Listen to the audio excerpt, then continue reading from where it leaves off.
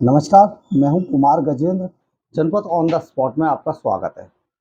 कहते हैं ना कि जब तूफान कोई उठता है तो अपने पीछे बर्बादी के निशान छोड़ ही जाता है। ये बर्बादी इस कदर होती है कि जो इंसानियत और इंसान दोनों ही इस बर्बादी से शर्मिंदा से महसूस करते हैं कि आखिर हुआ क्या। उसके पीछे की जो भयावहता है, उसके पीछे का जो डर है, वो इंसानों के चेहरे पर, जानवरों के चेहरे पर, प्रकृति के चेहरे पर भी साफ दिखाई देता है कि अभी कुछ देर पहले यहाँ से तूफान गुजरा है।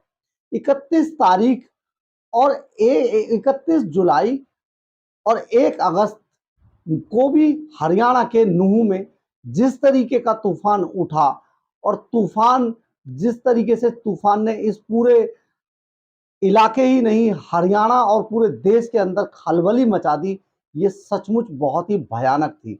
इसके अलावा भयानकता से भी ऊपर उठ के जिस तरीके की चीजें देश के अंदर फैली और पूरी दुनिया ने जिस तरीके की तस्वीर देखी, ये सचमुच इंसान और इंसानियत को और कहते हैं कि भाईचारे को शर्मिंदा करने वाली थी। बहुत मुश्किल काम था, बहुत ही आपको कहें कि एक ऐसा वक्त था, एक ऐसा समय था, एक ऐसा मंजर था जहाँ चारों ओर बर्बादी ही बर्बादी नजर आ रही थी।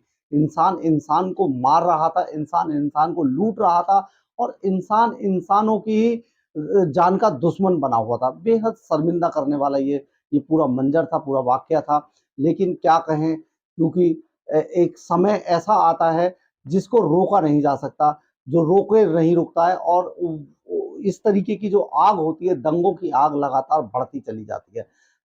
इसमें गलती क्या होगी, किसकी गलती थी, कौन लोग इसमें शामिल थे, ये तो जांच के बाद ही स्पष्ट हो पाएगा। लेकिन आज हम खड़े हैं जो श्रृंगार गांव में, नूह जिले के श्रृंगार गांव के अंदर, जहां पर ये जो ब्रजमंडल शोभा यात्रा, जहां से ये दंगा शुरू हुआ था, अगर हम उसकी तह में जाएं तो ये एक बहुत ही सोचने वाला विषय है कि जगह पर, यानी कि जिस जगह पर ये यात्रा समाप्त होनी थी, श्रृंगार मंडल ब्रज मंडल शोभा यात्रा, वहां ये श्रृंगार गांव के अंदर इसको समाप्त होना था। यानी कि ये नूह के लल्लड़ महादेव से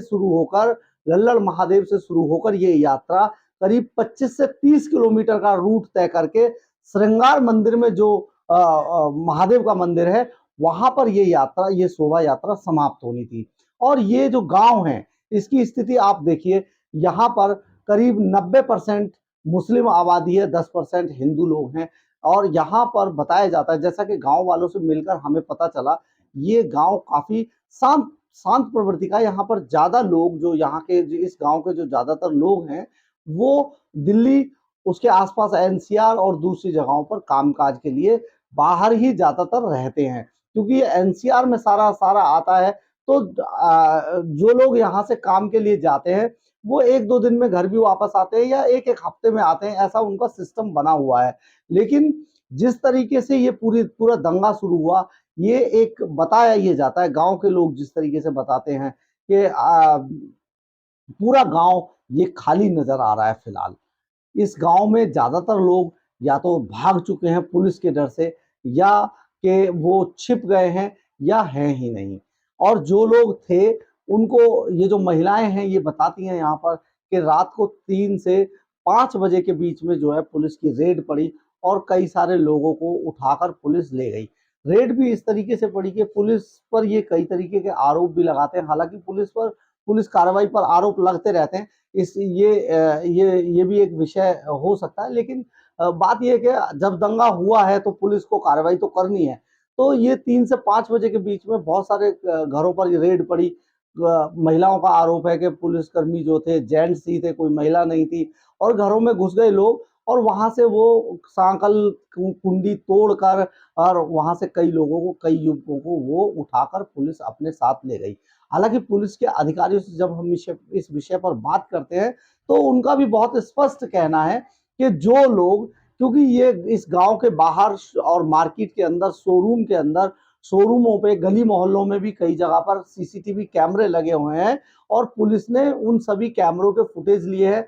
इसके अलावा पुलिस के पास हजारों की तादाद में ऐसे वीडियोस मौजूद हैं जो मौका वारदात से दंगे के समय बनाए गए थे, उनसे पुलिस इन सभी जिन लोगों को पकड़ के ले जा रही है पुलिस, उनके चेहरों का मिलान किया जा रहा है। और जो लोग, पुलिस का बहुत स्पष्ट इस मामले पर कहना है, प्रशासन भी इस मामले पर बहुत जोर दे के आदेश दे चुका है कि जो लोग निर्दोष हैं उनको ना फंसाया जाए। उनको बहुत जांच के बाद, जांच पड़ताल के बाद, उनकी सीसीटीवी कैमरों के अंदर फुटेज आने के बाद, उनकी पहचान होने के बाद, जिन लोगों का इसमें कोई रोल नहीं है उनको छोड़ा भी जा रहा है। कई सारे लोग ऐसे भी हैं जिनको छोड़ दिया गया है और जो उस टाइम पे दंगे के समय पे मौजूद नहीं थे, जिनकी लोकेशन पूरे हरियाणा में या नूह में या कहें कि सोहना या मेवात के अंदर नहीं थी, तो उन लोगों को जाने भी दे रही है पुलिस।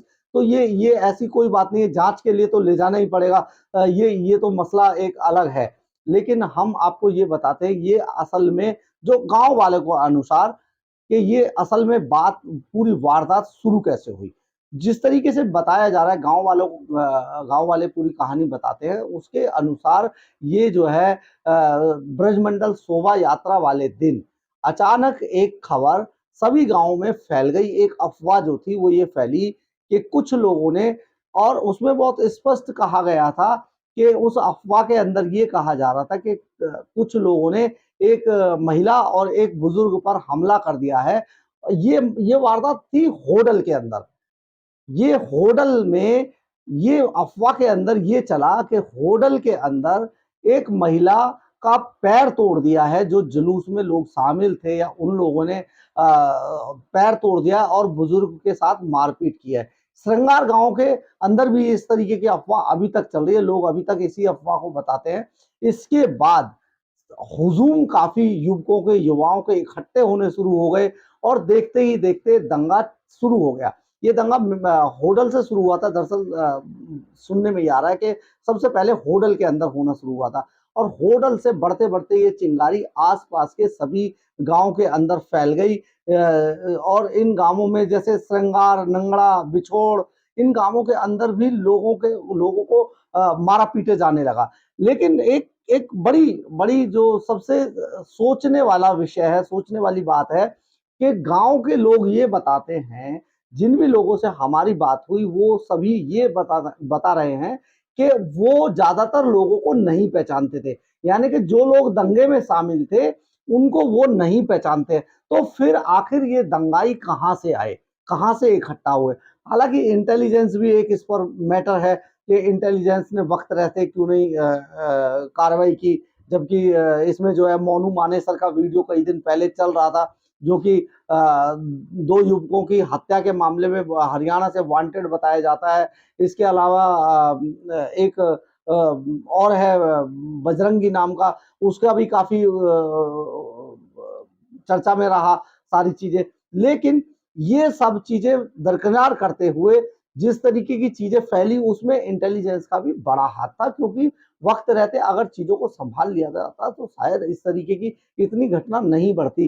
तो ये जो पूरा मामला हुआ, गांव वालों का पूरा आरोप है कि जो लोग दंगों में शामिल थे, ये अफवाह भी थी कि बाइक पर 4 लोग आए और उन्होंने महिला का पैर तोड़ दिया। और इस तरीके से ये सारी गांव के ही अंसार बताते हैं कि जब गांव के अंदर सभी लोग बहुत शांत थे, उस वक्त भी यहाँ पर ऐसा कोई मसला दिखाई नहीं दिया। और जो लोग इस गांव के अंदर दंगा करने के लिए घुसे थे, उनको गांव वालों ने बल्कि उनका विरोध किया, उनको रोकने की कोशिश की थी। ये सारी चीजें जो है गांव वाले बताते हैं। लेकिन फिर भी दंगा तो हुआ, कौन लोग थे वो, इसकी पहचान करना हालांकि पुलिस का काम है। लेकिन आरोप आज के समय में वहां के जो गांव के युवा हैं उन पर भी लग रहा है। तो ये एक पूरा कलंक है इस गांव के अंदर। जबकि इससे पहले ये बताया जाता है कि जब भी कभी यहाँ पर इस गांव से कांवड़िए गुजरते हैं या कोई और शोभा यात्रा तो हर वर्ष निकाली जाती है, तो उसमें जो मुस्लिम जो एक जो पक्ष के जो लोग हैं वो इसमें बड़ी तादाद में शामिल होते हैं और छबीले लगाते हैं, पानी पिलाते हैं, शरबत पिलाते हैं।